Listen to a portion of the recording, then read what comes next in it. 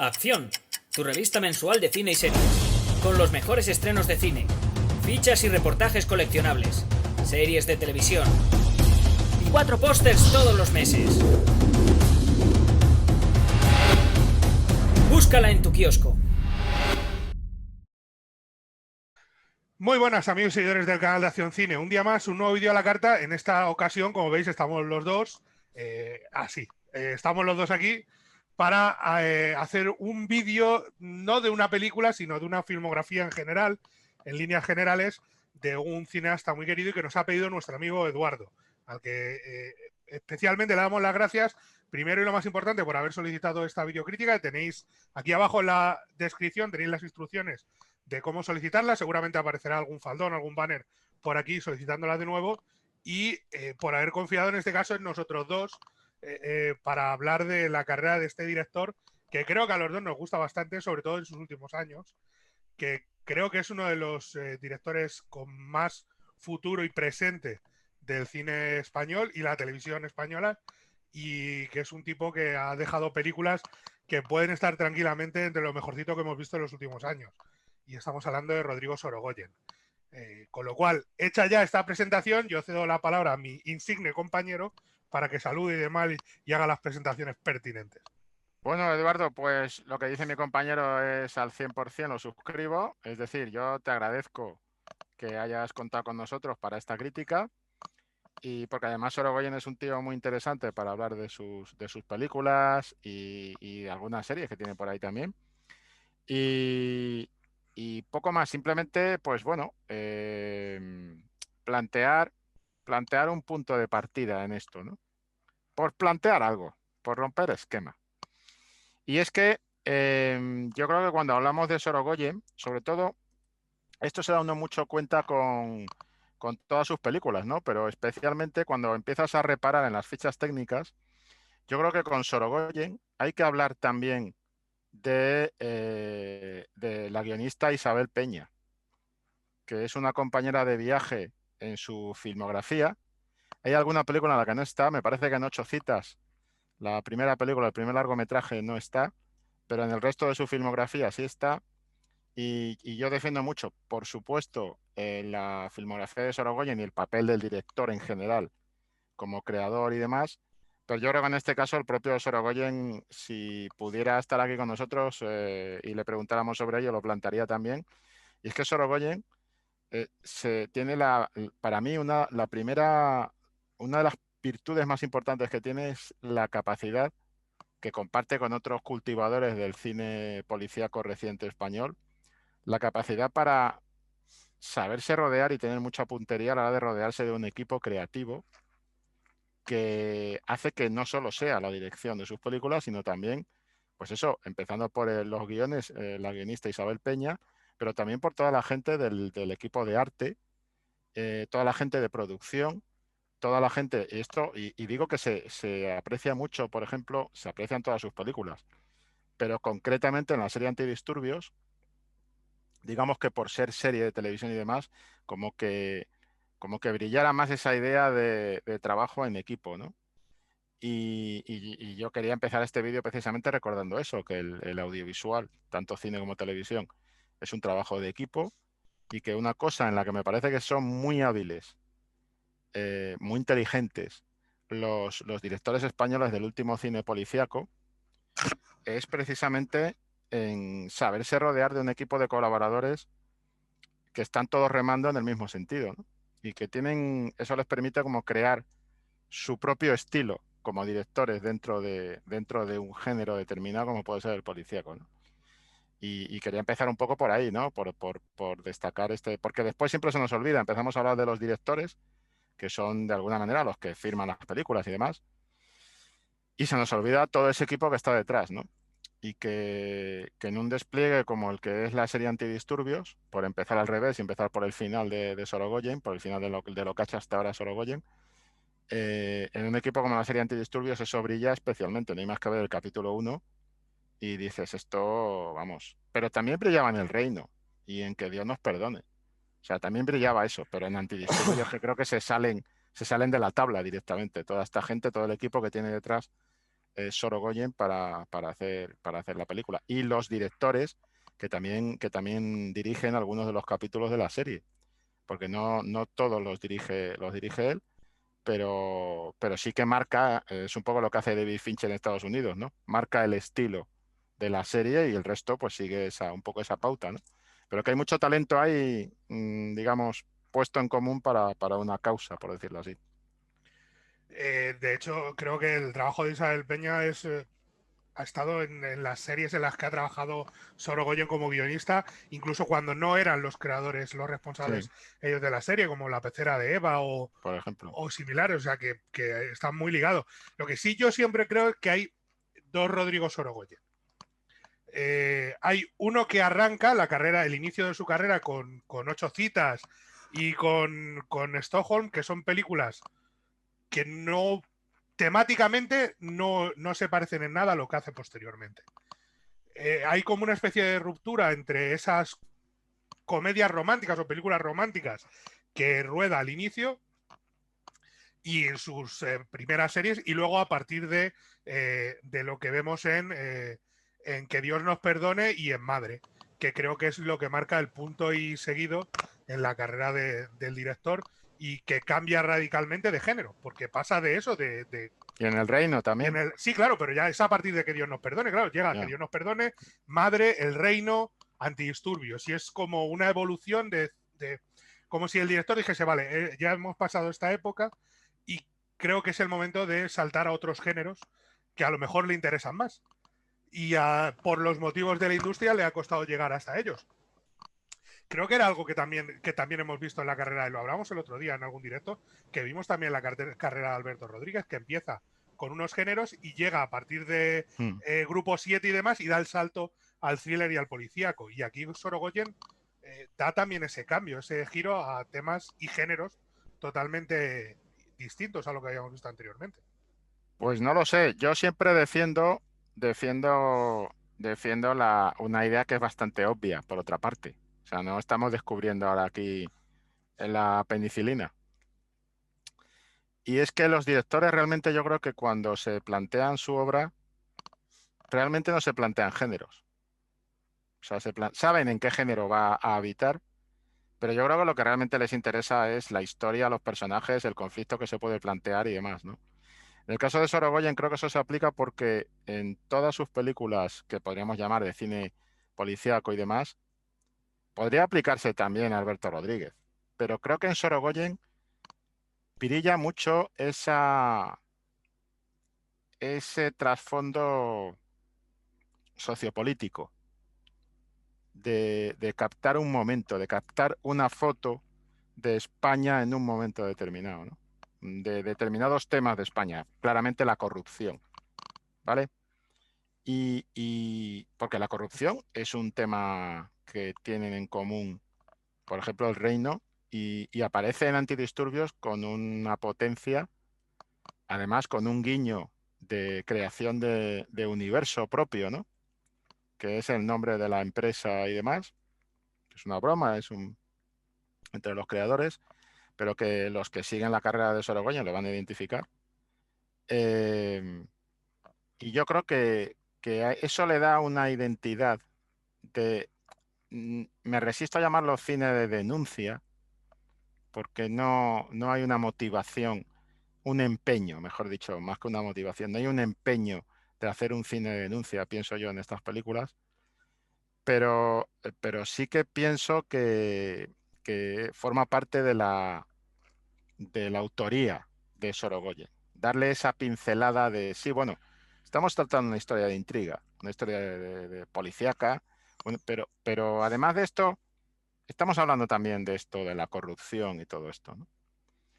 Eh, entonces, yo creo que eso, aunque evidentemente la corrupción el tema de la corrupción de las instituciones y demás es un tema recurrente en el cine policíaco y de hecho el cine negro, no en vano, el cine más negro policíaco y el cine policíaco más potente y más crítico suele nacer en sociedades que están teniendo un problema serio de carácter político y social. Es justo en ese caldo de cultivo es donde se cuecen las mejores películas de este tipo, ¿no? Pero en el caso de Sorogoyen yo creo que eso en cierto modo le sirve como parte de identidad, de ADN a su cine policíaco. Y yo pienso que simplemente cuando empieza a hacer sus películas, yo no sé si tenía como objetivo hacer cine policíaco, pero la aparición de Madre en su filmografía me lleva a pensar que él hace el cine policíaco, hace este cine policíaco que nos encanta, pues porque las historias que tiene que contar, como las tiene que contar, están dentro del entorno del cine policíaco de intriga. Pero no porque realmente se haya puesto el objetivo de decir, ahora voy a hacer cine policíaco y tal. Yo creo que, como a todos los directores, me gustan mucho los cambios de dirección, de género en directores. Ver qué pueden hacer aquí, ver qué hacen allá, y seguir un poco ese cambio. Y aunque siempre queremos más de lo mismo, esto lo hemos hablado en muchos directos, ¿no? También estaría muy bien ver una comedia de Christopher Nolan. ¿Me explico? Es decir, no tiene por qué ser siempre No lo sé yo en un si... producto más o menos similar. Yo creo que a Sorogoyen, después de Antidisturbios, a lo mejor lo vamos a ver en una historia que no sea quizá exactamente a lo que estamos acostumbrados, aunque también hay que decir una cosa, que si te das cuenta, ninguna película de Sorogoyen se parece a otra película de Sorogoyen, independientemente del género en el que esté. Por estilo y tal, sí, por la forma de filmar y todo Sí, esto, sí, sí. Pero visualmente. temáticamente, todas son variantes. Incluso dentro del propio policíaco, El Reino no tiene nada que ver con Que Dios nos perdone. No, porque El Reino es thriller más de suspense. Que Dios nos perdone, es una película de asesinos en serie, de un asesino en serie. En Madrid, Antidisturbios, Antidisturbios es otra cosa. Es otra cosa. Y Madrid es un thriller de. Bueno, la película no es tan thriller, la película es más drama. Y creo que por eso a mí no me convenció tanto. Porque creo que Madre no da la respuesta que el espectador busca y se pierde en algo que realmente al final no encaja en ninguna pieza. Pero bueno, visualmente es fastuosa, madre, es increíble lo que hace Sorogoyen visualmente.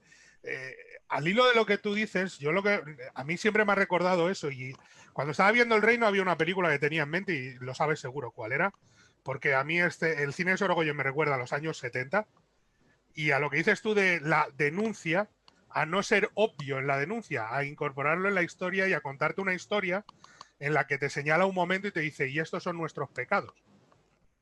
Que creo que por eso es tan bueno el título de Que Dios nos perdone, porque Sorogoyen señala muy bien nuestros pecados, los errores o los pecados de nuestra sociedad, pero sin ponerse a señalar con el dedo desde el púlpito, a decir, pecadores arrepentidos. Simplemente expone expone la situación y además lo hace desde diversos ángulos para que entendamos lo máximo posible y sin juzgar. Por eso normalmente se pone no del lado, pero coloca como protagonistas a personajes, entre comillas, incómodos para la sociedad. Los dos polis de Que Dios nos perdone no son precisamente los tipos más honrados. Uno es como es y el otro no sabes cuál puede ser, pero son dos grandes policías haciendo su trabajo, cada uno a su modo. En El Reino el protagonista es el político corrupto. Esa es la clave de toda la película, que el prota es justo el lado contrario a lo que estamos acostumbrados. A mí me recuerda muchísimo al cine de los 70 y me recuerda mucho al estilo de película, sobre todo a Todos los hombres del presidente. A ese estilo de cine en el que se hablaba de esa corrupción, de ese mundo, por así decirlo, político decadente, pero con ese aroma de thriller, usando el género para denunciar, que creo que siempre ha sido la mejor manera, la manera más inteligente. Cuando usas tu género, cuando te dicen, ¿esto qué película es? Es un drama denuncia. Yo ahí ya tengo un problema, es decir, ya me vienes con la etiqueta, ya quieres venderme algo. Cuando tú me dices, no, es un thriller, o es una película de juicios, o es una película de ciencia ficción, la ciencia ficción se ha utilizado de toda la vida en literatura y en cine para hablar de otros temas, desde el comunismo hasta el alma humana. Y aquí hace lo mismo y creo que eso es, primero es muy inteligente y es mucho más, creo que es mucho más liberador para él a la hora de tratar los temas que trata y segundo es mucho más disfrutable con espectadores porque no te están dando con un martillito en la cabeza todo el rato. Tienes que pensar, te dice, estos son los hechos en este marco de género y luego ya cada uno que saque sus conclusiones, que las estudie o que no. No voy a juzgar yo al personaje de Antonio de la Torre en ninguna de las dos películas. Voy a dejar que vosotros entendáis a este personaje, a este tipo, por qué hace lo que hace en cada momento. Y ya saquéis vuestras conclusiones. Creo que eso me recuerda mucho al cine de los 70, porque era un cine de antihéroes, no de héroes, y creo que eso me recuerda mucho eso siempre a todos los hombres del presidente, que no sé si estará de acuerdo o no. Pero fíjate, a mí según estaba escuchándote, una de las cosas que me... Si tú comparas El hombre de las mil caras por temática con El reino, sí que es una característica de autor que son, en el fondo, El reino es una peripecia de un protagonista claro, que como dices tú, pues está metido en ese tema de la corrupción y demás. Pero fíjate con qué papel tan importante tienen esos planos y esas secuencias del grupo de políticos que están implicados en esa corrupción y cómo las encuentras reflejadas, en cierto modo, en el grupo de los policías. ¿M? Sobre todo en ese último capítulo de la serie Antidisturbios. ¿Me explico? Donde realmente sale a la luz todo ese asunto, ¿no? Todo lo que pasa en ese grupo, qué está pasando en ese grupo. Y yo creo que en ese sentido es fácil establecer diferencias de autoría, el propio diseño de la intriga, ¿no? Y de los laberintos policiales que pueden hacer uno y otro director, ¿no? Y yo creo que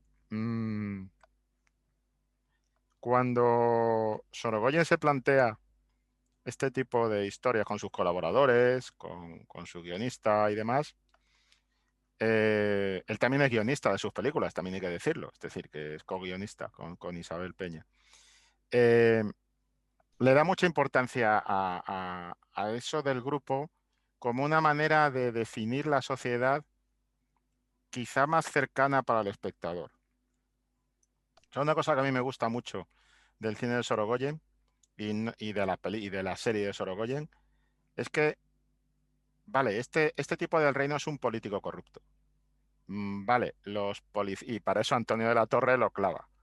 Eh, y los policías de Que Dios nos perdone son lo que son. Pero podrían ser tus vecinos o podría ser tú. Son gente normal. Cuando digo normal, cotidiana, cercana, posible.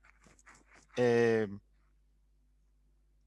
no estamos tratando con personajes que de alguna manera, y fíjate que tenemos a Antonio de la Torre también en la de Grupo 7, ¿de acuerdo? Pero, pero en Grupo 7 estamos teniendo un trabajo de construcción de personaje y Antonio de la Torre tiene un pedazo de historia tremenda en Grupo 7, que es un poco el alma del asunto. Pero de alguna manera la manera de verlo, o por cómo lo percibo yo, ¿vale? Que tampoco es lo más importante, porque yo soy un espectador más en definitiva. Pero cómo lo percibo yo, mi experiencia, digamos, con un tipo de película y con la otra, es que en un lado estoy viendo, piensa en La Isla Mínima igual, ¿vale? Estoy viendo como un personaje de carácter, si quieres, más icónico, ¿vale? Y de alguna forma eso pasa en El hombre de las mil caras también. Es un personaje, son un tipo de personajes que están convirtiéndose, materializando, pues una serie de defectos, una serie de debilidades, una fragilidad de la sociedad española o de unos tipos dentro de la sociedad española. Y lo están materializando en esos personajes. No estoy diciendo que sean estereotipos ni nada de esto, ¿vale? Ni tópicos, al contrario.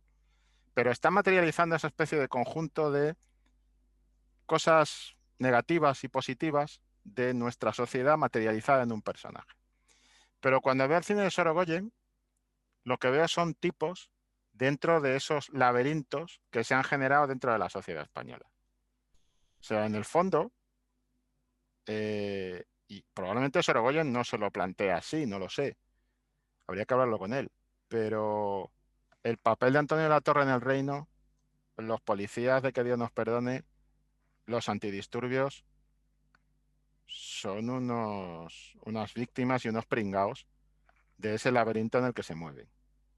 Quiero decir, en el otro lado me encuentro materializaciones de defectos de la sociedad española a través de los personajes, ¿vale? Como resúmenes de esos defectos de sociedad española, pues de la misma manera que muchos personajes del cine negro clásico americano lo que hacían era materializar cierto tipo de carencias que tenía toda una sociedad estadounidense en ese momento, ¿vale? Sexuales, sociales, políticas, etcétera. Pero en el caso de Sorogoyen es que creo que estoy viendo o viéndonos o viéndome o viendo a mi vecino metidos en ese laberinto de decir, porque el tipo del reino, en definitiva, sí, vale, es un corrupto, pero fíjate todo ese final que tiene el reino con el coche, con el viaje al otro lado de la frontera, con encontrarse esa fiesta en esa casa de chavales y tener que enfrentarse a ellos. Eso es la manera en la que procede el personaje, es muy de es muy de tío de la calle, me explico, de decir, vaya follón que tiene este hombre ahora mismo, vaya pollo que tiene montado. No es tanto una materialización de defectos materializados en un personaje, en un protagonista, en un antagonista y tal, sino que es, no sé, lo encuentro más cercano. Porque creo que es más gris.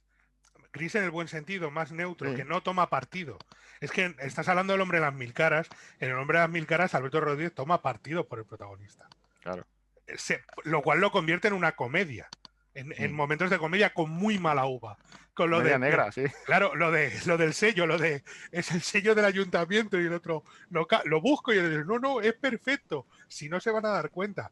Alberto Rodríguez se pone, y Rafael Cobo, su guionista, se ponen siempre de cara de protagonista y le animan a ser un golfo y un vividor en el hombre de las mil caras y lo aplauden continuamente por el camino. Y Sorogoyen creo que tiene esa habilidad para ser más neutral y no es que sea mejor lo uno que lo otro. No tiene que ver, no. Es distinto, son distintos. afortunadamente. Gracias a Dios son distintas aproximaciones, lo cual nos permite disfrutar de las dos, con un estilo visual, además, los dos muy marcado y muy distinto, pero esa línea él prefiere seguirla y que el espectador juzgue. Y que el espectador vea. Lo cual hace que sus personajes sean más grises, más, como dices tú, quizás más de la calle, más naturales en un principio, pese a que te sientas identificado, porque hay muchísimas cosas. Cualquiera que viva en Andalucía, mi madre, viendo La Isla Mínima, me decía, joder, es que lo he visto y lo he vivido. Todo eso. Mi madre que se crió en Ronda te lo decía, te dice, es que eso lo he vivido. Lo de ir a trabajar, que te viniera alguien... Mi madre se fue a trabajar de joven a la costa. O sea, quiero decir que todo eso, y mi madre lo veía, yo estuve viendo La Isla Mínima, según me la compré en Blu-ray y DVD, la estuve viendo con mi madre, fui a casa de mis padres a cenar y la estuve viendo con mi madre. Y le encantó la película y decía, joder, es que aunque sean las marismas del Guadalquivir, es que yo que soy de Málaga, lo he vivido, todo eso, lo de los teléfonos, lo de los novios, tal, todo eso lo he vivido. Y lo capta muy bien, pero sí toma partido por los personajes, por ejemplo, por el personaje de Nerea Barrios en La Isla Mínima. Y aquí no hay un solo personaje por el que diga, este es el bueno, sigamos a este. No. Tú ya tomas la decisión que quieras tomar. Son gente. Son gente. Son gente ¿Cómo a vas la que le pasan cosas. Claro, ¿cómo vas a tomar el partido por el personaje de Antonio de la Torre, en que Dios nos perdone? Si tú lo ves cuando hace lo que hace con la vecina y dices, pero Alma Cántaro, ¿de dónde te han sacado a ti? ¿De qué circo te han sacado? Y tú dices, claro, es que este pobre hombre es como es, no entiende cómo funcionan las relaciones humanas, no lo sabe. Y el otro, con la hija, cuando tiene la charla con la hija y demás, dices tú, si es que son dos pringados. Pero tú tomas esa decisión. Tú ves quiénes son esos dos personajes en todo sentido. Porque luego tienes ese final en el reino y ves la charla con la periodista y dices tú, te está señalando que aquí no hay buenos ni malos, que aquí hay gente que se ha visto en un redil muy peculiar y que al final todo viene de lo mismo. Pero a mí me da, pero fíjate, a mí me da la sensación de que viendo eso, a mí me pasa por lo menos con Sorogoyen. Tú los ves y dices, es que si doy dos pasos equivocados en algún sentido, dos pasos, solo dos pasos, yo estoy ahí, ¿eh? Sí. Es que si me equivoco en dar dos pasos, yo estoy ahí. Y hay una parte en Antidisturbios, eso ocurre constantemente. Pero en Antidisturbios, cuando empieza la película, cuando empieza la serie, el tema del juego de mesa ese que están jugando con la familia y tú dices, es que yo me puedo poner así si me descuido un poquito. Yo ¿Me ahí explico? es que creo que marca al personaje protagonista y esta charla la he tenido lo he tenido hace no mucho además. Creo que marca al personaje protagonista diciéndote, es que este personaje no es capaz de ver dónde está el límite. Lo cual se supone que ese personaje es la buena. Y ni siquiera con su familia es capaz de ver dónde está el límite de un juego de mesa y de que está haciendo daño a sus seres queridos por una tontería. No, Sí, pero eso es una forma de verla, Jesús. La otra forma de verlo es que a este personaje le está mintiendo su padre por una pero no, gilipollez. Y exactamente, pero es claro, por una es un gilipollez. poquito absurdo todo. Pero ella es incapaz, es un perro de presa. Ella es Claro. incapaz de frenar. Es incapaz de poner un límite, decir. Y se ve luego, todo eso se ve en los interrogatorios. Cuando hace un interrogatorio, ella es capaz de llegar donde no llega ninguno de sus compañeros. Porque tú ves los interrogatorios y todos son presionando y atacando. Pero llega un punto en el que, bueno, ya hemos machacado suficiente a esta persona. Ella ese punto no lo ve nunca. Ella lo cruza, lo supera, lo avasalla y llega hasta el final, hasta la médula, para destrozar al que tiene delante en busca de la verdad. Para ella lo Bueno, único que importa es la y, verdad. y hay que decir una cosa, esto es un vídeo con spoilers. Sí, El sí, sí. final de ese personaje, el desenlace de ese personaje, A partir de aquí, spoilers, que no hemos dicho ninguno todavía y no nos queda mucho vídeo, pero a partir de aquí, spoilers, por favor, ténganlo en cuenta. spoilers. A partir de aquí, Pero bueno, lo voy a decir en general. El final de ese personaje es de justicia poética, sí, porque al final está como el del reino, o sea, está en un laberinto del claro. que no puede escapar. Pero es que ese personaje, Es que a mí me recuerda mucho la charla que tiene en el coche con el garaje con el otro, sí, me recuerda mucho la entrevista en televisión del prota del reino. a Es mí, decir, tío, ¿sabes lo que me recuerda también? La charla con su jefe. Cómo avasalla a su jefe, cómo no es capaz de medir la distancia con su jefe y casi se lo carga todo por no darse cuenta, porque está tan obsesionada, tan obcecada con esa búsqueda de la verdad, de lo que es realmente a que es incapaz de ver el dibujo en general. Y que su jefe, que parece lo que no es, el pringado, el tipo que está allí porque le ha puesto al ayuntamiento, que está de adorno, en realidad es mucho más listo de lo que parece, calla, porque quien calla guarda y sabe que no está dando a entender ni está revelando sus cartas, y el tipo calla no porque sea idiota, sino porque es mejor estar callado. Es mejor no descubrir la jugada. Y ella le da igual. Y si tiene que machacarlo con lo de. Cuando están con lo de la cafetera y tal, y le llega y le está machacando con la señora de limpieza por allí delante, y tú dices, esta tía no tiene freno. No conoce las convenciones sociales, es decir, hay un momento en el que tienes que parar, porque tampoco es plan de que le hagas a la otra persona tirarse por el balcón más cercano. Que es una exageración, pero que en un momento determinado la serie te dice, es que si sigue avanzando esta tía, se carga una investigación secreta que tienen preparada con una jueza, etcétera, etcétera. Y dices tú, chica, el freno tiene que haber, y en el capítulo siguiente, incluso ya sabiéndolo, tienen la situación con Raúl Arévalo, en la que de nuevo casi se lo carga todo, porque dice, nos lo has puesto a huevo. Te vamos a dar las migajas, el caso queda cerrado, nos cargamos al grupo y se acabó el problema. Y es como, si supieras frenar a tiempo, si supieras poner un tope a esa circunstancia, tú misma te darías cuenta que puedes llegar más lejos. Y eso es lo que le pasa, que al final ella es incapaz de ver el freno nunca. Es incapaz de poner freno nunca. Siempre va a ir más allá, siempre va a llegar un paso más allá de lo que todos. Pero a veces eso es bueno, porque le ayuda a encontrar la verdad, pero otras veces le hace pasarse de frenada, que es lo que le sucede a veces en la serie. Y creo que es yo ya te magnífico. digo que a mí con Sorogoyen me pasa eso, que parece que me he metido en la casa de alguien, estoy pensando en la pelea del personaje de Roberto Álamo, que está genial en Antidisturbios, como lo estaba en otro registro en Que Dios nos perdone, pero el personaje de la pelea de Roberto Álamo con su mujer, esos diálogos, es que eso es cotidiano, tío, es que eso es la vida real, es como si te hubieras metido en la habitación de estos dos y estuvieras viendo, pero ¿y cuándo va Roberto Álamo y va a pedirle a la compañera en el cuartel de la policía, pues que le diga si hay algún psicólogo o algo que trate estos temas y tal? La manera en la que dices, es que podría estar viendo un compañero mío. Sí, ¿Me es explico? esa situación tan actual del miedo a hablar de esos temas, del miedo a como si estuvieras roto o algo y en realidad es no, estás enfermo, tienes que curarte como si tuvieras un puñetero resfriado y para eso hay que ir al médico. Pues aquí lo mismo y creo que en lo cotidiano Sorogoyen hace auténticas maravillas porque entiende muy bien lo cotidiano. Es madre, es el corto de madre. El corto de madre es la cosa más cotidiana del universo. Un hijo que llama a su madre porque está de vacaciones con su padre en Francia. Y la llama diciéndole, mamá, te quiero mucho, ¿qué tal? ¿Cómo estás? Pero hay un problema. Es que estoy aquí solo en la playa. Es que papá se ha ido y no viene. Es que no sé dónde estoy. Es que se me está acabando la batería. Y entonces va creciendo cada vez. Y era lo más cotidiano del mundo. Y ella no puede hacer nada. Recuerda cómo es el corto.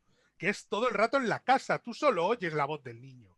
Ella en la casa con la madre. Y todo el rato. Y va creciendo la tensión. La tensión, la tensión. Y de repente hay un hombre. Hay un hombre que viene hacia mí. Que me he escondido. ¿Qué hago, mamá? Y es como, por favor, que esto. Y llamando a la policía y todo. Y hace de lo cotidiano un monstruo. Un monstruo que te obsesiona hasta el punto de que yo creo que casi por petición popular, porque ese corto recordemos que le nominaron al Oscar y todo, tiene que hacer la película, que se abre con el corto la película.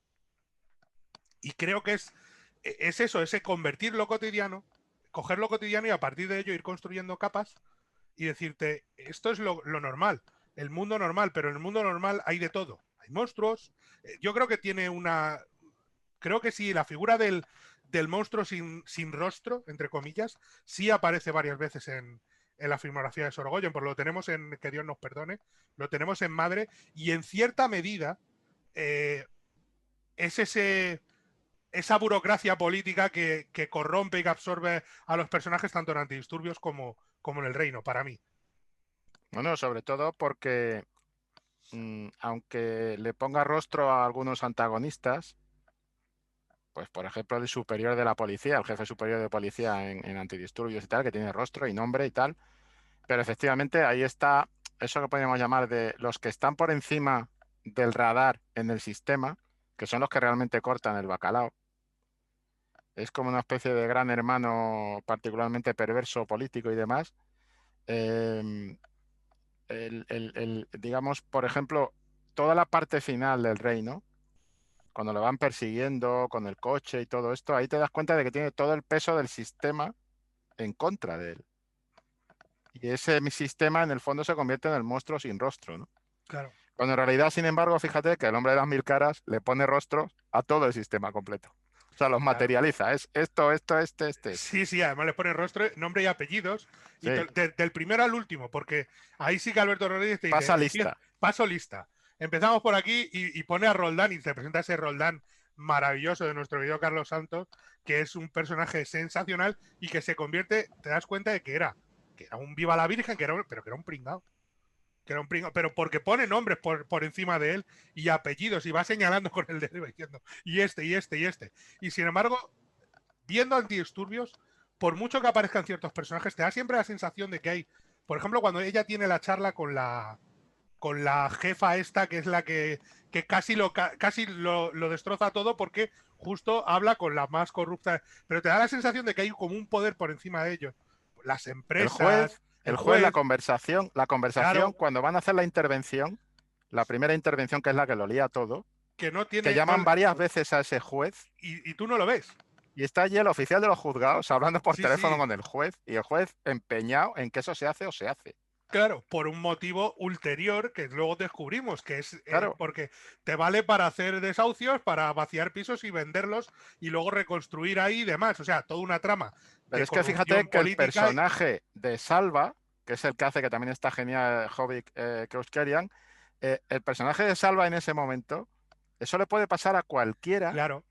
Le puede pasar en un hospital, Tú imagínate ahora con la pandemia, esas declaraciones que han salido de algún jefe de servicio, de algún jefe de urgencias, que ha declarado que le pidieron que no admitiera gente de las residencias.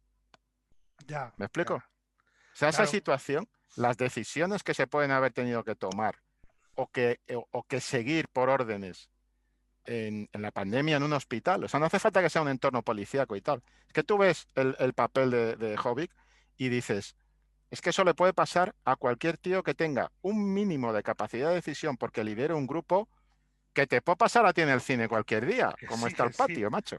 Que tiene ese momento que yo he visto a mis compañeros, a mis superiores, que les ha pasado cosas parecidas, de decir, madre mía, y de luego llegarte cosas surrealistas.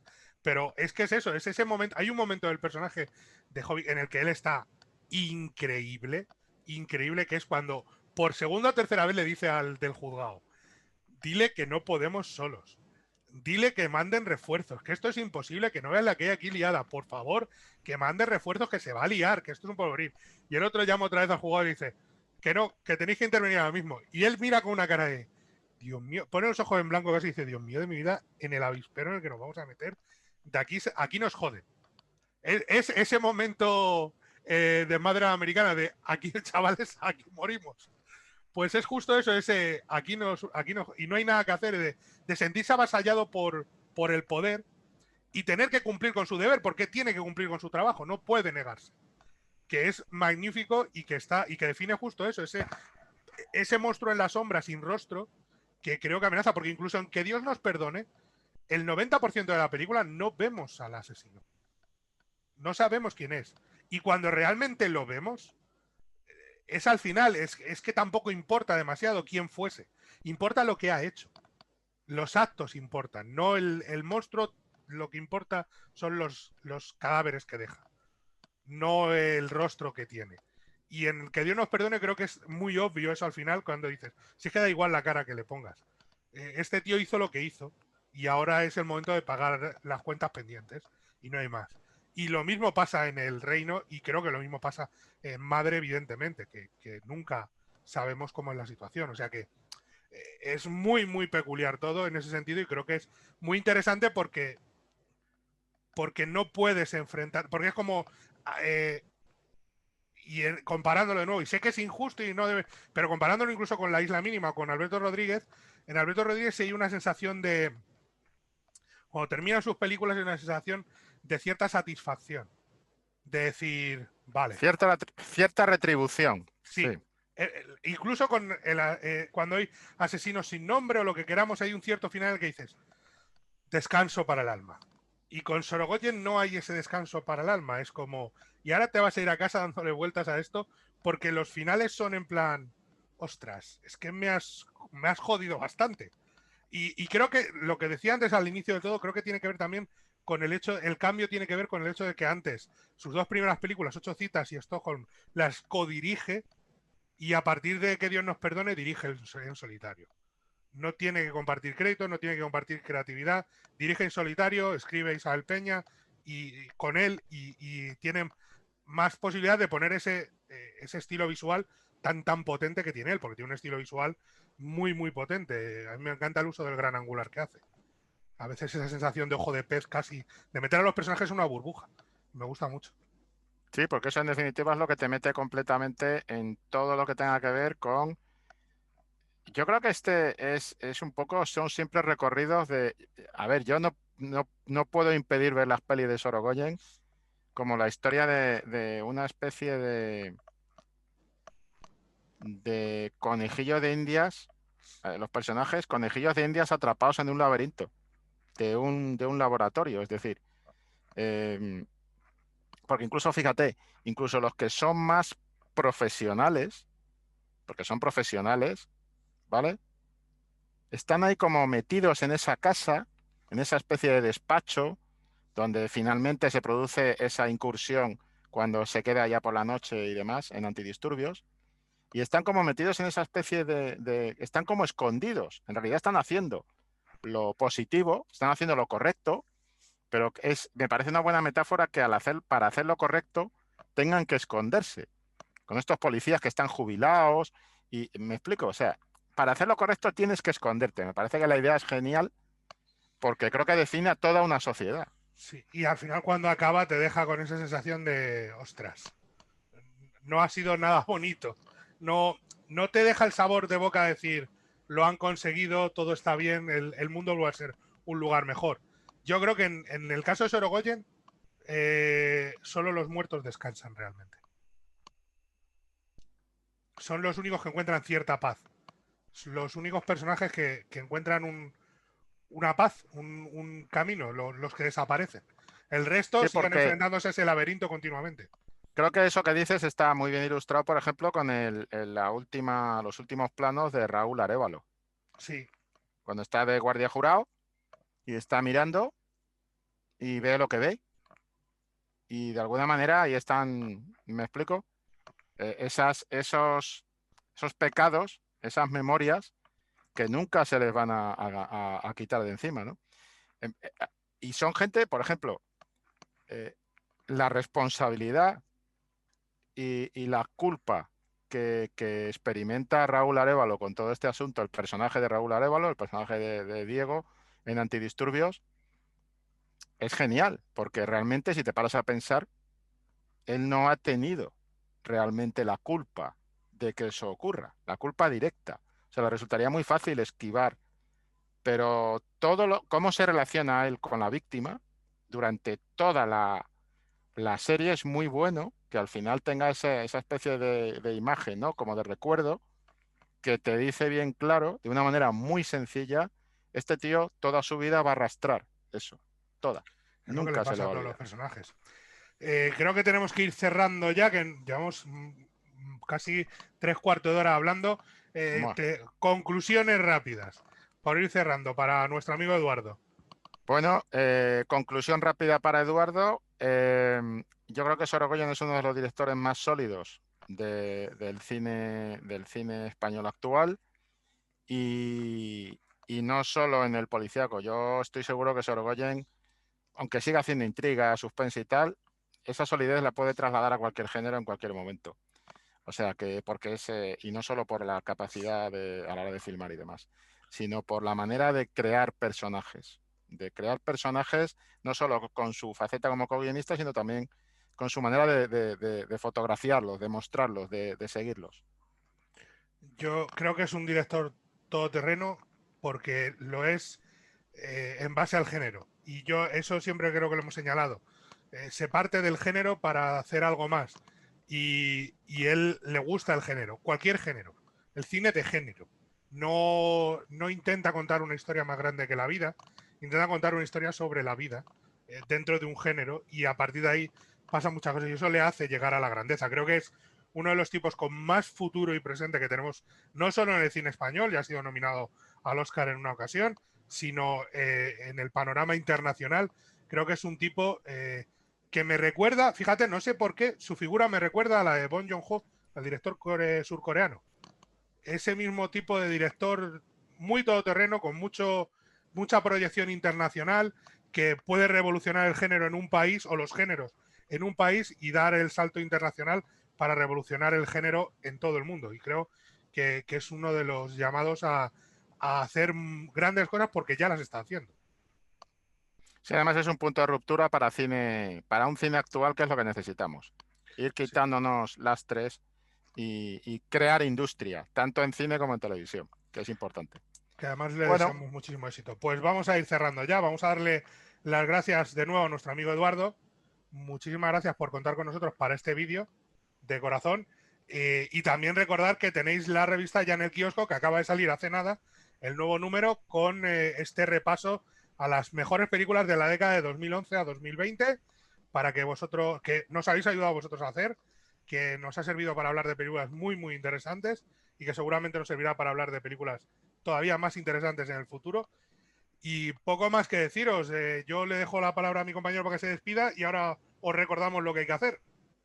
Pues nada, muchas gracias por pedir la crítica y ha sido un placer hacer este recorrido con la filmografía de Sorogoyen, aquí con mi colega Usero, porque además compartimos bastante afecto por estas películas y por este género que está teniendo muy buena salud en España últimamente, gracias a que hay talento para ello. Y que siga así mucho tiempo. Y poco más, que le deis al like, que os suscribáis, que nos contéis lo que queráis por aquí abajo y que nos vemos en la próxima. Hasta luego. Adiós.